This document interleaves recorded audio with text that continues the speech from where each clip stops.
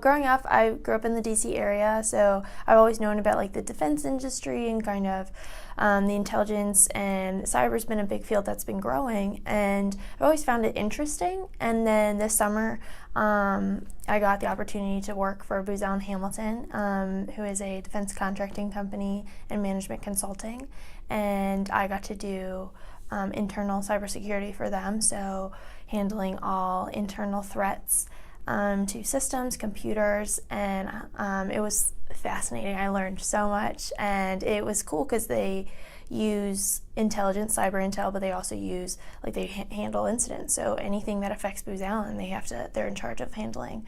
So that was really great. And so they do a bunch of different stuff, like anything to do with the government, they're usually there.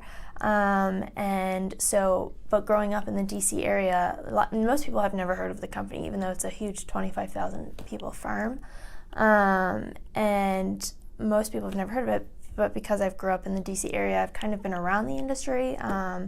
And so that was something I have always liked the company. I think they do a lot of really cool work, and I kind of applied, reached out to a couple people at the company, and it kind of progressed from there. I interviewed and got the position. So I worked for the cyber incident response team, which handles internal threats to Booz Allen, and so they are comprised of 3 different sub-teams, and so they use those 3 sub-teams to triage events and handle incidents, but also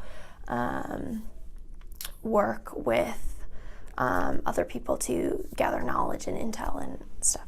So I kind of was working with them on the technical side, but also I got to do some project management, so it was kind of a bit of both. But yeah, definitely a little more related to engineering as far as the technical side, but it helped that I knew what was going on in the world. I took some politics of the Middle East. I took that class, and that kind of terrorism was a big topic we talked about in that class because obviously it affects that region. And so we had talked about that, and it kind of progressed from there.